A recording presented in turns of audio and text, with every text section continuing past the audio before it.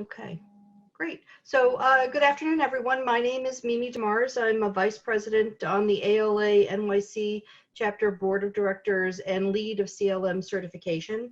I'm also the co-lead of the professional development team along with Naomi Stroop. We'd both like to welcome you to our lunchtime Zoom education series designed to support our membership by presenting relevant, timely topics as we all start to find our new normal. Our session today is building resilience, your best weapon against stress, brought to us by Jeffrey Zink, Vice President of Business Development and Sales for 4THBIN, and he is also a Grand Central Club business partner of the ALA NYC. Please note, after the session, we will send electronic evaluations to all attendees. It's really helpful that you complete those so that we can offer feedback not only to our speakers, but to help us continue to bring the chapter relevant programming. Now I'd like to introduce Tina Carter, our communications officer, to take you through some technology tips for today's session. Tina? Good afternoon.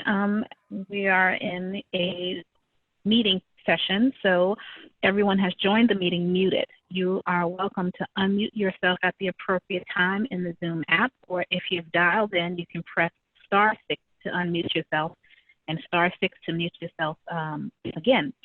If you have questions for Jeffrey, you can place them in the chat and he will address them at the appropriate time.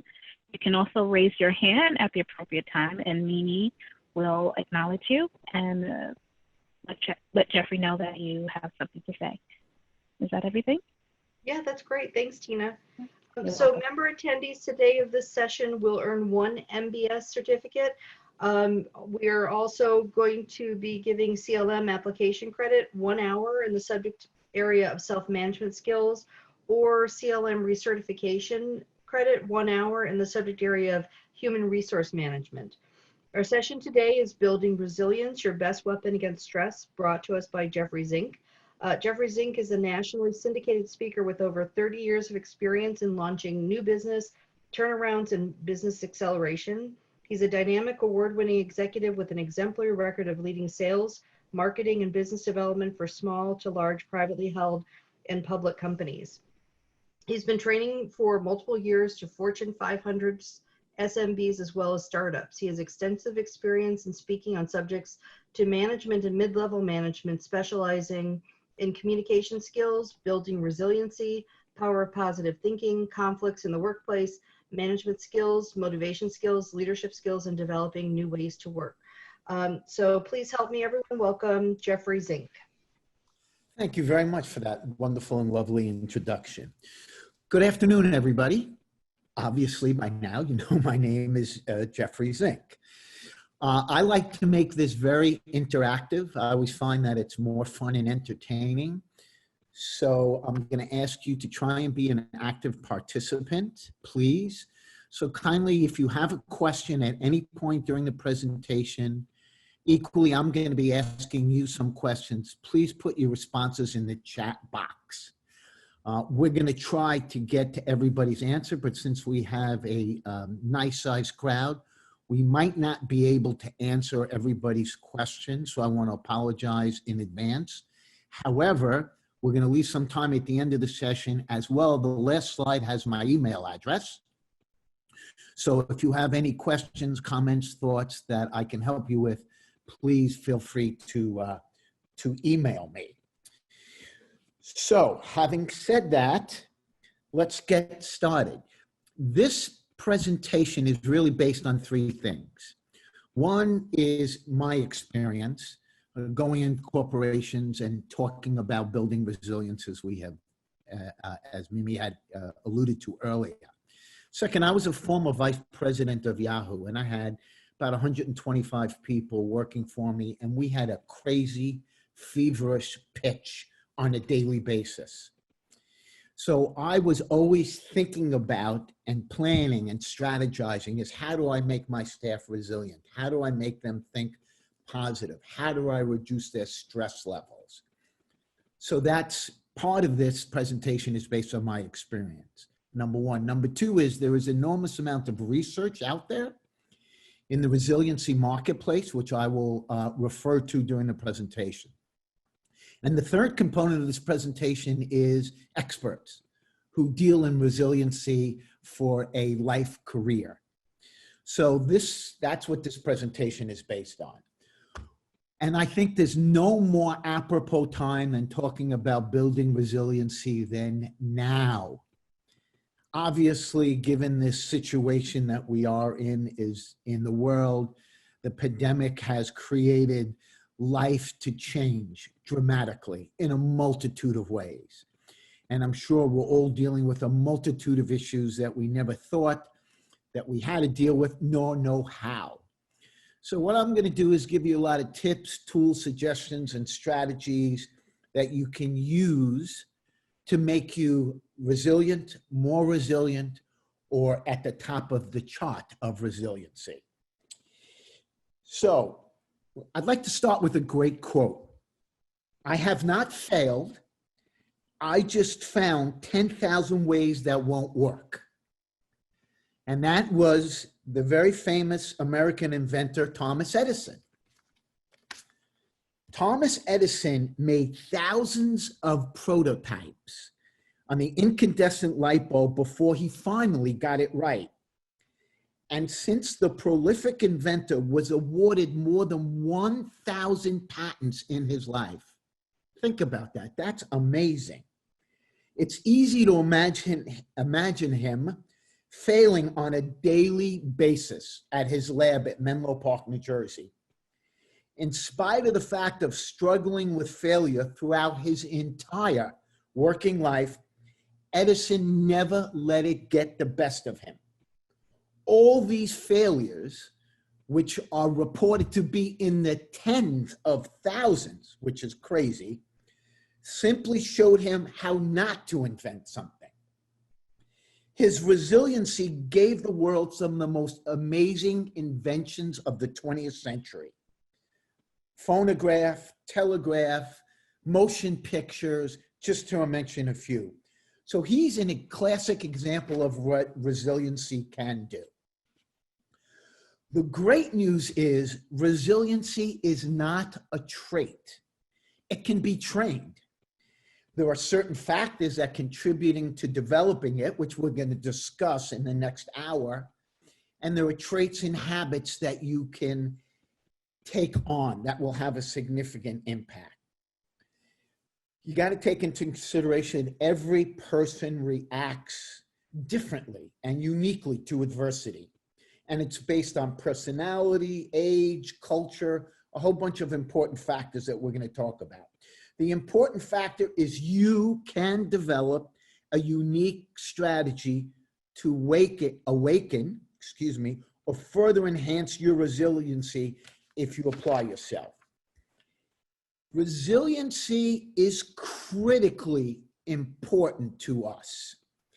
And the reason it's critically important to us is that research has documented the people that have high levels of resiliency have less health issues, take less sick days, don't go to the doctor as much, tend to be much happier individuals, are more well-balanced, and have more successful business careers.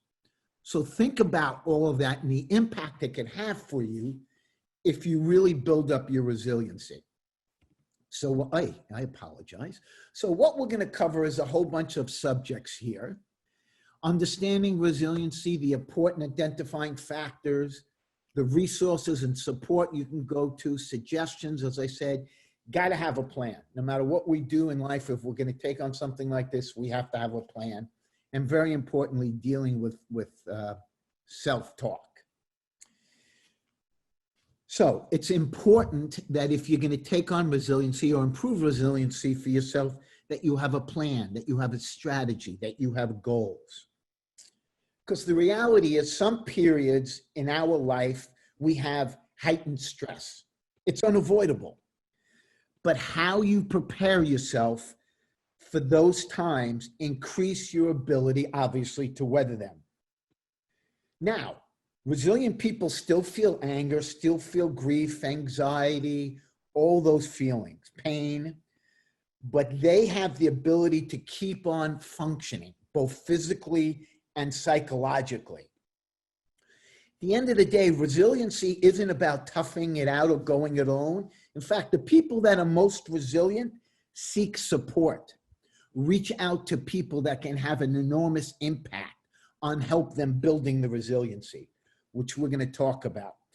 And the last thing that's really important for resiliency and building resiliency is you must know your triggers. Everyone has triggers, and it's important to understand that. So as I said earlier, I'm going to make it interactive and I'm going to ask you to participate. So I'd like you to have a piece of paper and pen handy, and if not, you could use your computer to type. But what I'd like you to do is just take a few seconds and think about 2 or 3 things that you think that the benefit of resiliency has and why it matters. So just take a few seconds. I'll give you a few seconds. And then if you want to put 1 or 2 of those items in the chat box, please do. And after you're done writing it or putting it in the computer, I'd like you to put it to the side because we're going to talk about it at the end. So just take a few seconds and think about it and then put it in the chat box. Don't be shy.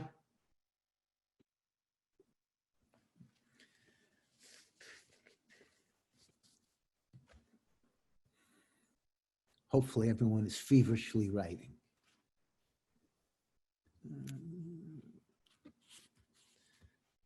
All right.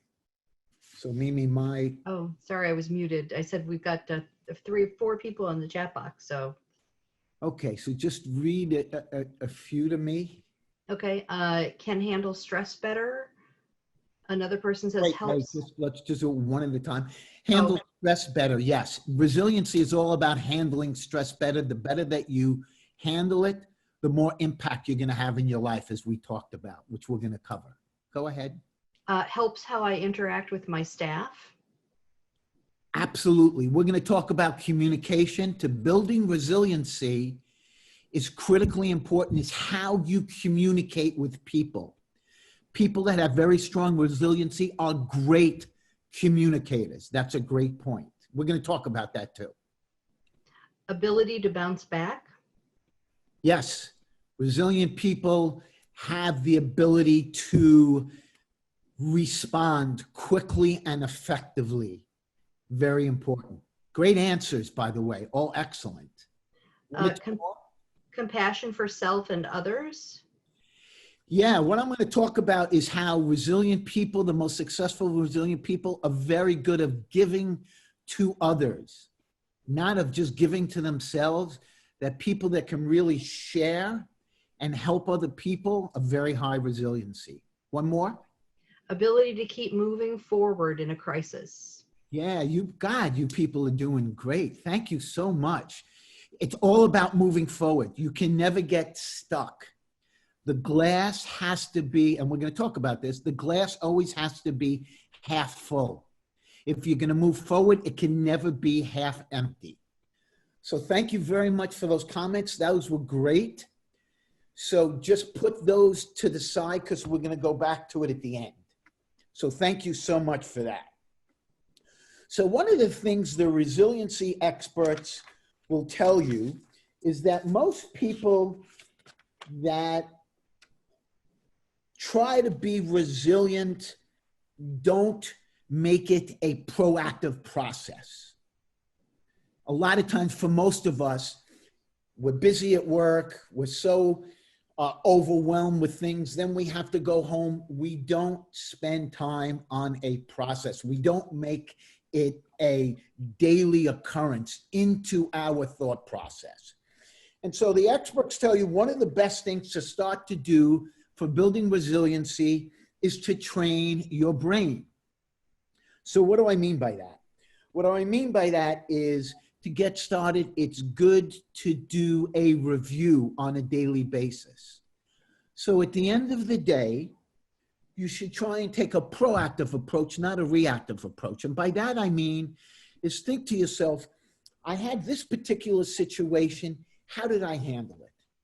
Did I handle it well? Did I handle it poorly? What was my reaction? What was my trigger? And what can I do next time to handle it more effectively? So you need to do a daily check-in with yourself. Now, if you want to do it right after it happens, so much the better. But for most people, they just feel more comfortable if they do it on a review at the end of the day. So that's the first thing that experts will tell you. The other thing is you have to have a plan. You have to realize if you're going to have a plan, it has to be flexible, adaptable. You're going to have to readjust your thought process. You're going to have to revise. It is an ongoing process because things are constantly changing. Therefore, you have to change with those circumstances. A very important thing about resiliency is you need to embrace change. You have to view it as a healthy exercise.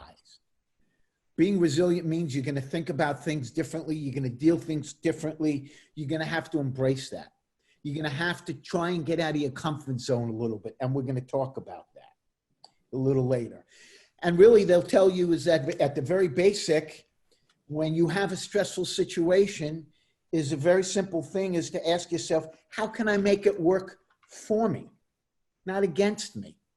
In fact, when I was vice president of Yahoo, I used to tell my staff, I love stressful situations. I love problems. I can't get enough of them. I hope I have them every day. And they used to look at me like I had three heads. They said, you're really not a well individual. And I said, absolutely, I'm a well individual. And that's because if we have a problem, a stressful situation, and we can look at it in a proper format and create an opportunity out of it, not only does it build our resistance, but we took a negative situation and made it into a positive. We came up with a process of doing things better.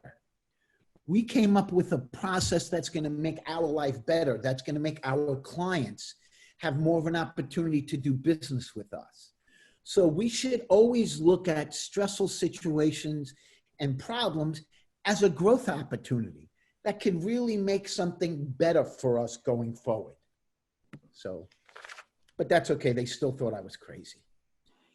Anyway, so what I'd like to do now is just a few seconds talk about characteristics of resilient people. And this is just a few, as you can see on the PowerPoint. Purposeful, resilient people plan. They have a strategy. They have a game plan of how they're going to deal with situations. They're self-reliant. They know that they can depend on themselves. They do constant check-in with themselves, and that they're optimistic. Again, glass half full. So what I'd like you to do is get out a pen and a piece of paper, and on the screen, you're going to see 10 questions. And at the very top, you can see a scale. 1 is never, 2 is rarely, 3 is sometimes, 4 is often, and 5 is always. I'd like you to read each one of these. And remember, this is just for you. So please be honest, totally. And put a number of what you think each one of these represent. By the way, this is a very famous piece of research that's been done, is quickly, effectively, and simply understanding where you are in the resiliency spectrum. So just take a minute and assign a point to each one of these. And what I'd like you to do is when you're done with all 10, is put down a total.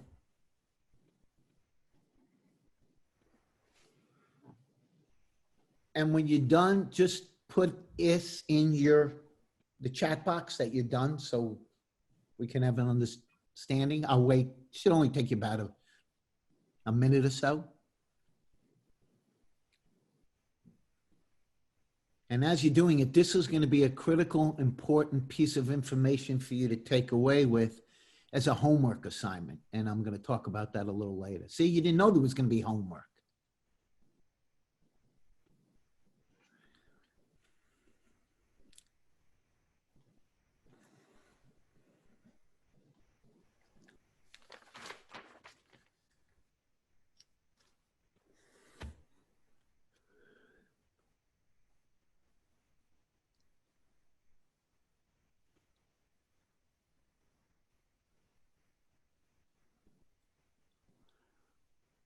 All right, I'll give you another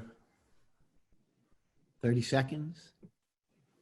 So we have people putting their numbers in the That's comment okay. box. Not a problem. We're going to go over the scores in a second. Okay. And what I'd like you to do is please take a screenshot of this, or it's also going to be on the website, on the ALA website, because this is going to be important for you, again, as a takeaway for a homework assignment. So wait another few sections, and then I'll do the drum roll and show you the point system of where you are. Ooh, some good high scores. I'm impressed. And some mid sometimes, which is where most of us really are, to be honest. Which is great, because that means there's wonderful room for improvement for all of us. Okay, I'll wait another 5 seconds. Wow, 54. Whew. You should be giving this presentation, not me. Okay, so here is the scoring. If you're 10 to 20 points, which no one had, you have a lot of work to do. Okay, and again, this is a piece of research that has been around for a long time and extensive research on where you are. If you're 21 to 39, which a lot of people had that put in the chat box, you're moderately resilient, but you have the ability to improve your resiliency in your life. And you have 40 to 50, you're highly resilient. You're doing a great job. And there's room for improvement, but you're doing a great job. Great job. Now, the homework assignment is on the screen that you had. Because this has been such a documented, well-researched and powerful piece of presentation that's been out there, is what I'd like you to do is take this 1 to 10 with you and look at it when we're done. And wherever you're not a 4 or a 5, you need to create a process for yourself that you think is going to work to get you for a 4 or 5. But do not do it in your brain, because it's not going to work. Scientific research shows our brain can only handle 4 things at once. So write it down. So for argument's sake, when things go wrong, I remain calm. I gave myself a 2. Rarely, I get emotional. You need to write down 2 or 3 things that you're going to do for yourself. Then when something happens, you're going to try and remain calm as best you can. Now, do not take on all 10 of these at once, because it's going to seem overwhelming. So take 1 or 2 of these 3 things at once. Take them on. Create a plan for yourself of how you're going to go from a 3 or a 2 to a 4 or a 5. Okay? Jeffrey? Yes. Jeffrey, can you share that screen again so I can take a snippet of it? Yes. Thank you. And please remember that this is going to be up on the ALA website, so you can get it there as well. And by the way, if you want to email me, my email is going to be at the end of this presentation. I'll be glad to send it to you as well. Okay. So let's go on. What are the sources of resiliency? Genetics. We were born with them, just like the color of our eyes. We can't change them. The good news, though, is that this is the only source of resiliency is related to genetics. Culture is really important. That includes our values we learned as a child, such as the importance of taking action, perseverance. Culture could be your work environment. Another source, and this is critically important, I cannot emphasize enough, is role models. Role models can greatly influence your degree of resiliency. How friends, parents, family members, co-workers, your boss handle adversity. If you know someone that you think handles adversity really well, that they are resilient, you need to pick their brain. You need to ask them questions. You need to sit down and figure how they do things, why they do things, and what's their process. how they think about it. Great opportunity to learn from someone, because we don't have all the answers and we're all different. We all things approach differently. So they might give you some suggestions, ideas, and strategies that you never thought of. So please seek a role model. Social support. Research shows the people that are very resilient have a very strong social circle. And I don't just mean friends. Again, friends, family, coworkers. They get out of their comfort zone in terms of building friendships. So extend yourself a little bit. Physically, as I said before, has a demonstrable impact on our physical and well-being. So let's talk about some of the factors that are really important in resiliency. Because we are going through a significant change in our lives right now, which will cause us to do things differently than we've ever done before, both business and work. I don't think there's any doubt about that. There's going to be rapid change. So to have rapid change means that sometimes we can feel a little lost, a little stressed. You have to maintain a positive attitude. As I've alluded to before, and I'd say it again, you really have to think about, how do I make the glass half full? How do I look at this and create a positive opportunity in this? And realize that it's probably going to happen again, and realize that change is going to be constant, right? You're going to constantly have to reevaluate and analyze where you are in building your resiliency, because things are going to change almost on a daily basis, I would say, going forward. Here's another one of your homework assignments. It's imperative that you be optimistic. You must. So what's a great way to do that in building your resiliency about being optimistic?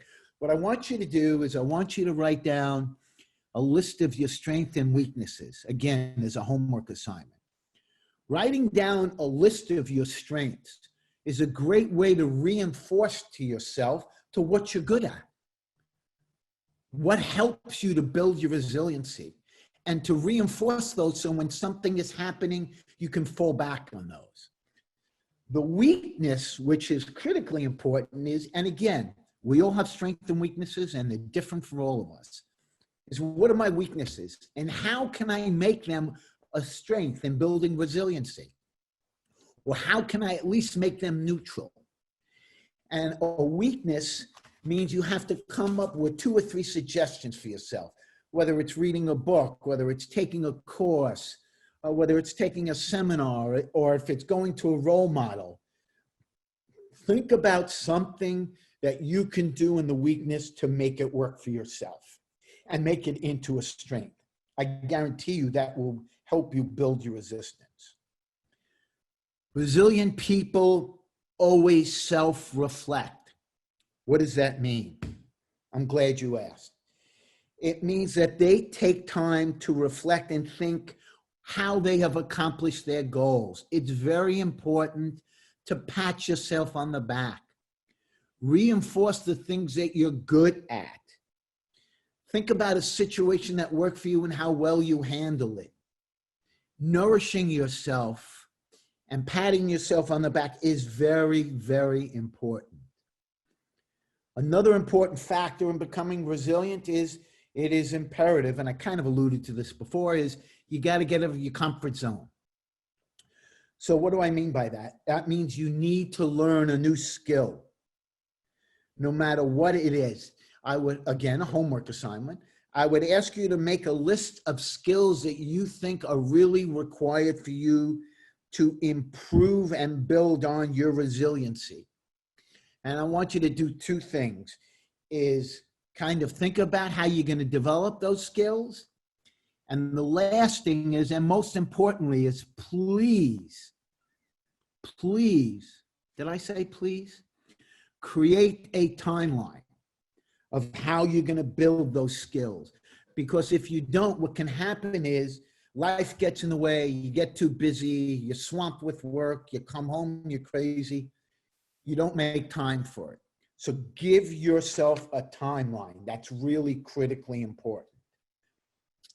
And the last thing about resiliency that I want to talk about, a factor, is communicate. Resiliency people over communicate.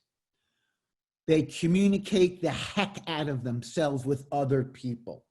So I give a seminar on communication skills, an hour, 2 hours, so I could go on forever. But the 3 things that I want to tell you that can change the dynamics of a conversation and help you build relationship and build your resiliency, I'm going to give you 3 quick tips.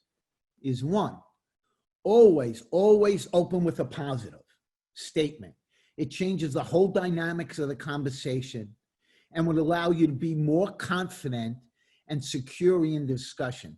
So by that I mean is if I said, you know, Jeffrey, you said something yesterday that bothered me, versus, Jeffrey, you said something that's really interesting. Can we talk about it?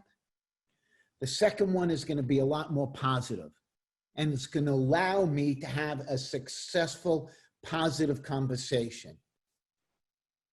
The second thing is always put the onus on I. So you is not a good word. You are not listening. You don't understand. That creates very stressful situations and lowers your resiliency. So always put the onus on I. I understand what you're saying. I'm committed to helping you. I understand that we can work together. I. It creates all the dynamics, changes the dynamics of the conversation, and allows you to be more confident, build your resiliency. And the last thing I want to say about communicate is every time you have a conversation, even though it's quick and easy, you need to do 3 things, or ask yourself 3 questions. What am I going to say? How am I going to say it? And what do I want the outcome to be? Even if it's a quick conversation, if you ask yourself those 3 questions, I guarantee the dynamics of your ability to communicate and your relationships and being more confident and being more resilient will go up. Those 3 questions, the last one should go first. So what do I want the outcome of this conversation to be? If I'm going to talk to Tina, I want her to understand how committed I am to this project. So what do I have to say and how do I have to say it? If you do those 3 things, opening a positive onus and I, and asking those 3 questions, I guarantee you'll be a great communicator, and your ability to have successful, less stressful conversations, therefore building your resiliency, will have tremendous impact. And the last thing before I want to go on to the next slide is ask as many questions as possible. Resilient people ask great questions, and they ask a lot of questions. There are no bad questions. And one thing I'm going to tell you related to this is old school. Write it down. Research shows people that are in stressful situations or that have a problem tend to reduce their hearing and can only hear 25% of the conversations. So if you're asking someone questions, write it down, or have your laptop, write the answers down. Make sure you do that, 25%. So your chances are you're going to miss a lot. Let's spend a few minutes talking about energy drainers and boosters. So obviously there are negative emotions and there are positive emotions. What I want to do is just tell you what the experts and research, this is also backed up with research, some of the things you can do when you have negative emotions. The people have high resiliency. And again, this is research. This is not me. People that listen to music have high resiliency. People that listen to music consistently have high resiliency, have a better ability to deal with problems. People that meditate, whether it's transcendental meditation, whether it's just going to the corner and doing deep breathing, there are a million different ways to meditate. But people that meditate have probably the highest resiliency, research shows. This one might sound silly, but again, it's been documented. Laughter. The more you laugh, smile more often, laugh more often, it builds your resiliency. Two things that the experts will tell you that's really important is if you're having a very difficult situation, a stressful situation, and even if you're having a conversation with someone, it's okay to take a pause and count to 10. It has scientifically proven that if you do that, you lower your cortisol levels. And you know, cortisol levels is what kicks in your stress factor. So do not feel awkward or unusual if you have to just take a deep breath. If you're in a situation or in a conversation, that you just count to 10. The other thing that's been proven that works well is if you're having a conversation with someone is walk away. Now, I don't mean just walk away in the middle of a conversation and ignore the person. But what I do mean is say, listen, I understand what you have to say is important, and I respect that. However, now is not a good time. Can we set up a time? Can we talk at the end of the day? Can you put it on your calendar? Don't let yourself continue going down a path if you feel that you're losing control, so to speak. Take that time to walk away. That'll help you build resiliency. Someone said, I listen to music constantly. My friends tease me. Little do they know why I'm so resilient. That's great. It is true. So let's talk about on the positive emotions.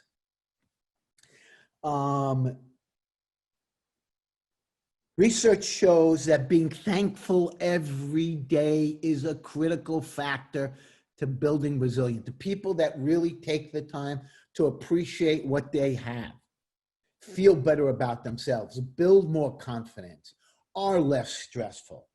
So be thankful. Some people I know even do a gratitude journal. Every single day they write it down or they put it in their computer.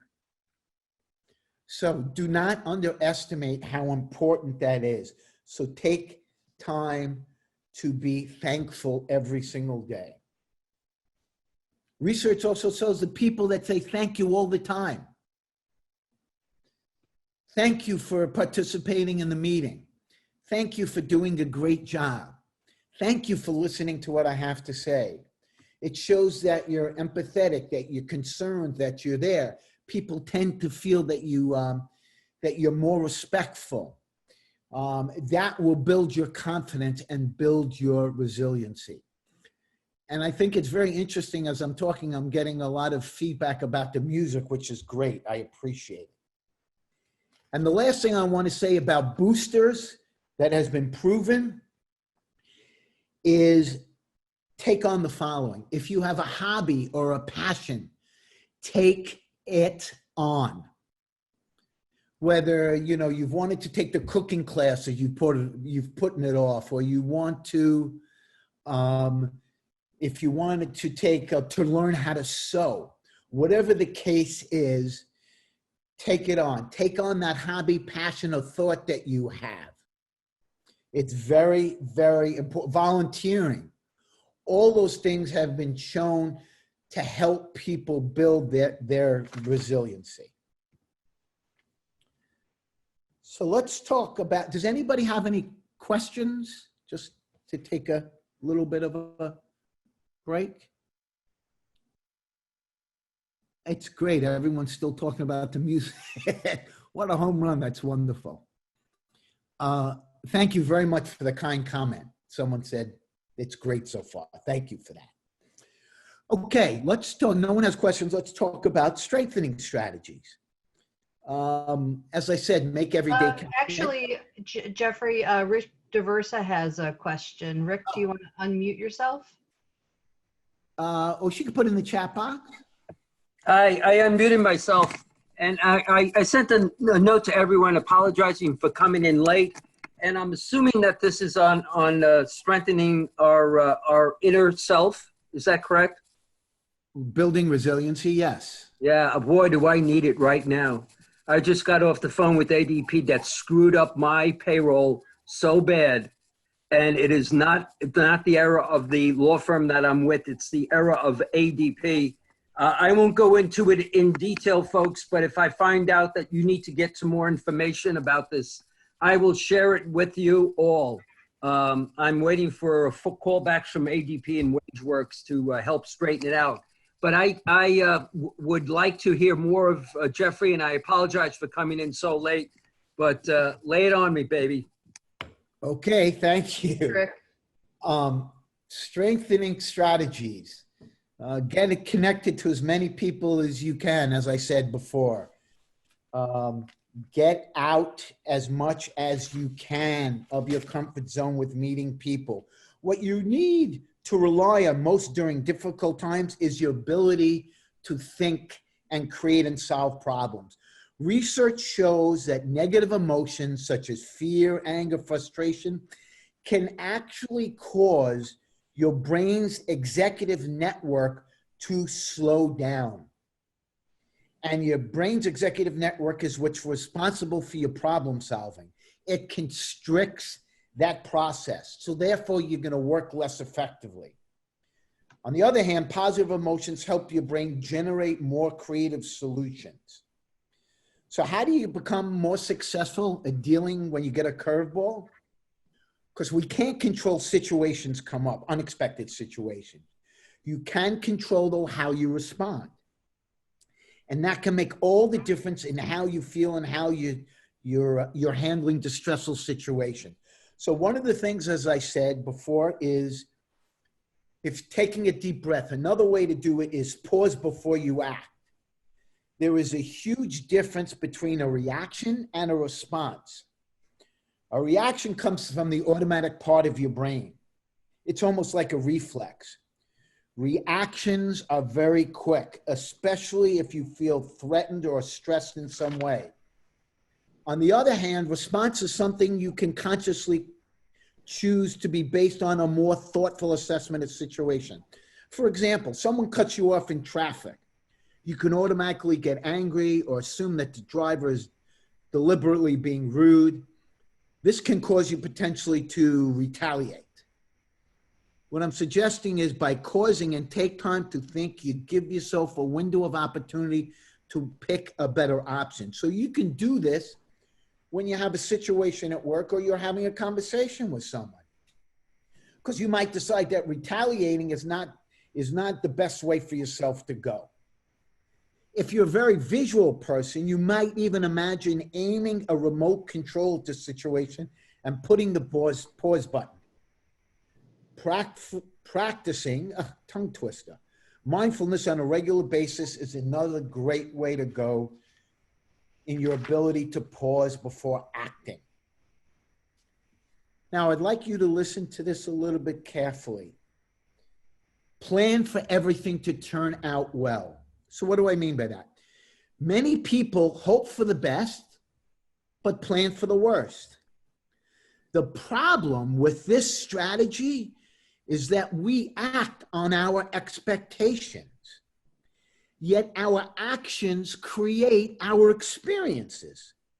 So if you want a good outcome, you have to plan for one, because this is what leads to actions that create a good experience. An unexpected event is one that you didn't plan for, but that doesn't mean that you can't plan to create a positive outcome of the situation.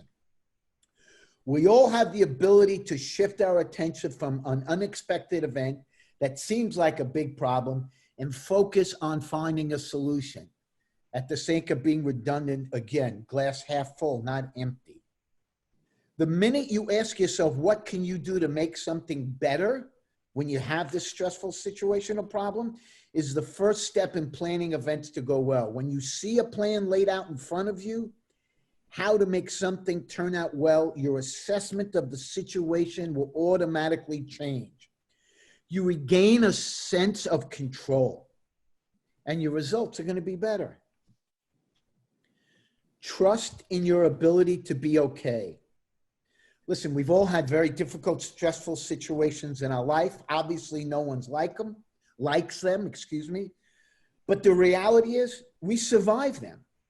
So when you're in the middle of a difficult situation, instead of assuming it won't work or being reactive, say, what did I do previously to get through this event? What do I need to do now to make it work better for me? How do I reduce my stress level? How do I think of something that's going to make this a positive situation? When you redirect your attention from a problem, it's going to make you feel better. So avoid letting negative thoughts take over. So the only thing I really want to say about this is we all have relationships at work that we like and that we're good at and we enjoy. And there are ones that not as much. There are people all that we deal with that we have some issues with, personality issues. It's a fact of life. So to remove that negative emotion, to help you build your resiliency, I want you to do the following. I see Bob coming down the hall, and I'm going to say to myself, oh, Bob is a pain in the neck. I don't want to deal with him today. I'm not in the mood. I have too much work. It's not a good day. I'm starting to build up stress, and I'm starting to lower my resiliency. What I'm going to ask you to do is totally remove that emotion of how you feel about Bob and concentrate on one thing. Is I'm only going to deal with what is Bob's problem, what is his situation, and how I'm going to help him accomplish it. I'm going to remove the fact of what I think about Bob. That is going to remove the emotion component of it, make you less stressful, and help you build up that resiliency. So, change is important. How you interpret change is very important. And if you're going to be good at building resiliency, it's important when you're in a conversation that's not necessarily going well, that you be an active listener. You put your thoughts, you remove that emotion that I just said to the side, and you be present. If we're having a tough conversation, many times we start thinking about other things, the laundry, I have to clean my house, whatever the case might be. It's important that you be present, that you be in the moment and you concentrate on the problem and the solution at hand. As I said before, sometimes pause is an awkward thing, but it's wonderful. Again, research shows, at the sake of being redundant, it's important. If you're getting in a stressful conversation, that cortisol level starts to rise and creates your stress. Taking that time out, taking those few seconds, has scientifically been proven to lower it. So according to the HeartMath Institute, we can learn to increase our energy reserves so we have more when we need it. On the other hand, if you waste a lot of mental and emotional energy during the day, you're not going to have those reserves. So what the HeartMath Institute has is 4 domains of resiliency that they believe is critically important. And by the way, if you're not familiar with the HeartMath Institute, I'll tell you that they have developed reliable, scientific, validated tools over the last 30 years to help people reduce stress, avoid stress while experiencing peace, satisfaction, enjoyment, and increasing resiliency. So their 4 domains of resilience are physical. How you react to a situation physically has a significant impact on your stress level and your resiliency. So by that, I mean body language. Body language has an enormous effect. In fact, UCLA and Harvard did major pieces of research on body language, and body language has up to an 80% impact of your conversation. 80%. So if you're in a tough situation and your body language is bad, you are telling yourself and the other person that you're having a conversation with that you're not happy, that you're stressful, and it creates a tough situation. So be very aware and cognizant of your body language. That's the physical part. The second domain of resilience is mental. What is your ability to focus? You have to ask yourself. You have to ask yourself also, when you're in a stressful situation, what's my attention span? Do I immediately start thinking of something else? Do I try and stay focused? How long do I stay focused? Laser focus is critically important. The third domain, according to the Heart Math Institute, is emotional. Am I being flexible? Can I look at things differently? How do I put a positive spin on it?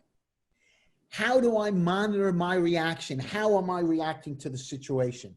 And the last one is spiritual. What are my values? Am I being true to them?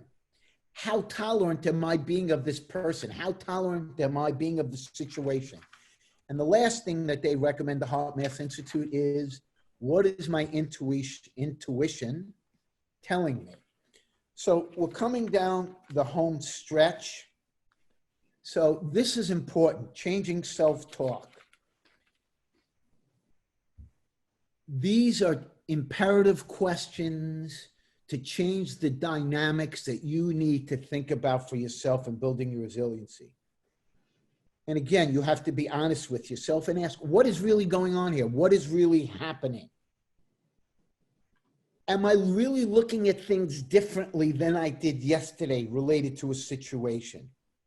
What does this problem really mean to me?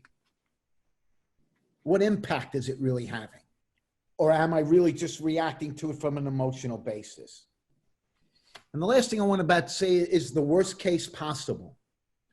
Research shows more than 90% of the worst case scenarios never happen. So thinking about that, the worst case scenario does nothing but lower your resistance and never comes to fruition. So you're driving yourself potentially crazy for no particular reason. All right, I just want to go through these. This is the last slide, but I just want to go through this quickly so we can get to questions. And then I have one final comment. I want you to think about your negative and positive emotions and ask yourself, how much time do you spend experiencing negative emotions and draining your emotions? And how much time you experience positive emotions? In fact, if you even go back to that 10 questionnaire that I gave you and look at it and really do a check-in with yourself on those 10 points and think about, how much time do I really spend? And change the dynamics, change the percentage of what you're doing related to the negative. Because at the end of the day, attitude is a choice. You decide to be happy, you decide to be mad or sad. So take the time to think about how much time you're spending being positive and how much time you're thinking of being negative. So on the last thing that I want to say, and I think this is a really interesting story. I started with Thomas Edison, which I think was truly amazing. And I want to end with another example. In 1955, the psychologist Dr. Emily Werner began a study that would last more than 40 years. That's one hell of a study. She and her colleague began to follow every child, 700 of them, that were born on the island of Kauai. For 40 years, she followed them.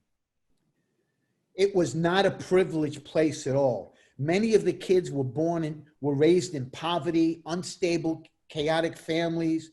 Their mothers didn't even have a high school diploma. But despite all of this, by the age of 40, more than 1/3 of the group was considered competent, confident, and caring. They defied the odds.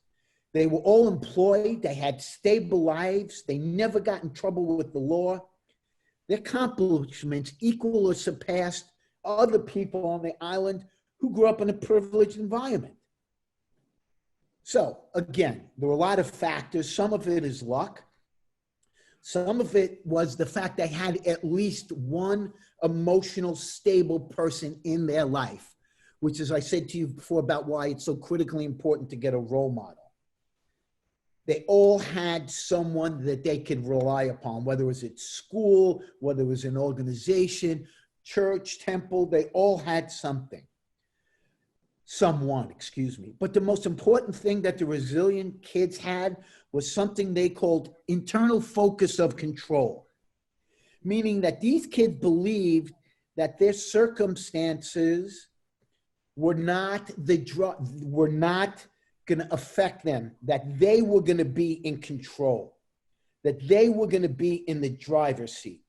They believed that they were in control of their own future, their own circumstances, and they were not going to allow these deterring factors in their life to determine who they are.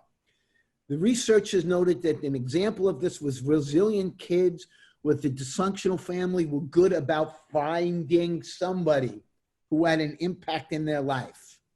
The reason I mention that story is if kids can do that and have such a profound effect on their lives, think as adults.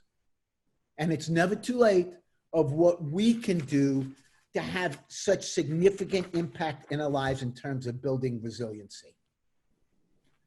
Okay. So what I'd like you to do, the last thing, again, the last homework assignment is I'd like you to think about as soon as we get off this call is what is going to be your plan for yourself. A lot of information I gave you, a lot of thoughts, a lot of tools. Write down 3 things that you're going to do, that you're going to start tomorrow. Do not put it off. So what I'd like to do is we're going to open it up for questions if anyone has, but I just want to say thank you very much. If you have any questions, comments, thoughts, you see my email here. Please call me. The bottom number is my cell phone. It's the easiest way to get a hold of me. And the last thing that I want to offer to everybody on the call as our relationship at 4THBIN, being a business partner, is so critically important to us. And we love our relationship with the ALA, is you will see about 4 or 5 subjects listed there. I am more than glad to, if you deem appropriate or you have a desire, I am glad to come to your company when things settle down and we all go back to work, is doing some of these presentations for your staff, your management, whoever you deem appropriate. So you can just send me an email and I'll be glad to arrange it with you. Yeah, an endorsement. I'd like to give an endorsement. Jeffrey, you were at my law firm about 8 months ago. Very, very helpful. And I endorse Jeffrey and the firm 4THBIN. So he's a business partner. Reach out to him, folks. Thanks, Jeff. Thank you very much. Mimi, any questions, thoughts, comments? I'm looking, we're getting a lot of thank yous in the chat box right now. I see it. A lot of thank yous. Great presentation. Sound outstanding. Thank you very much for those kind words. Feedback. I did notice that there were quite a few requests to review this again. So I want to remind everybody we will be putting the PowerPoint on the website, and also we videotaped the presentation, so you'll be able to watch it again. Somebody actually mentioned they wanted to binge watch it, which I think is I think everybody wants to make sure that they get all the homework done. Well, thank you very much for those kind words. And again, you have any questions, follow-up thoughts or ideas, please email me. I'll be glad to help or assist in any way I can. Terrific. And another question about where we can find the recorded presentation. It will be on the ALANYC website, and we'll be posting that, if not today, then tomorrow. So any other questions from anybody? Well, There's thank quite you a few very people dropping off because it is 1 o'clock. I don't see any questions, Jeffrey. No, just a lot of nice comments, which I yeah, really nice comments. And I'll also get you copies of the comments. Great. Can save that and email that to you, Jeffrey. So thank you again, Jeffrey. This really has been a terrific session. I want to remind everybody that we will be sending out electronic evaluations so we can give Jeffrey some feedback, and also so that Naomi and I can have ideas for future programming. Next sessions for next week that we've scheduled on Tuesday, May the 5th. I can't believe next week is May. From 12 to 1 on Tuesday, we're presenting Hindsight in 2020. Pandemic Preparations and Wishful Thinking, presented by Kraft Kennedy. Kraft Kennedy's COO, Jude Tavers Frazier, is going to be presenting that panel. And then on Thursday, May the 7th, again from 12 to 1, Learning from Experience, Planning for the Future, Operations and Finance Considerations for Post-Pandemic Law Firms. That's going to be brought to us by Aon's Law Firm Advisory Team. George Wolf Jr., who many of you know is a past president of the ALA, and Michael Blanchard are going to be presenting that panel on next Thursday. So I hope that we see you guys either next Tuesday or Thursday or both. And thank you again, Jeffrey, for just a fantastic session today. My pleasure. Thank you very much, everyone. Stay safe and be well.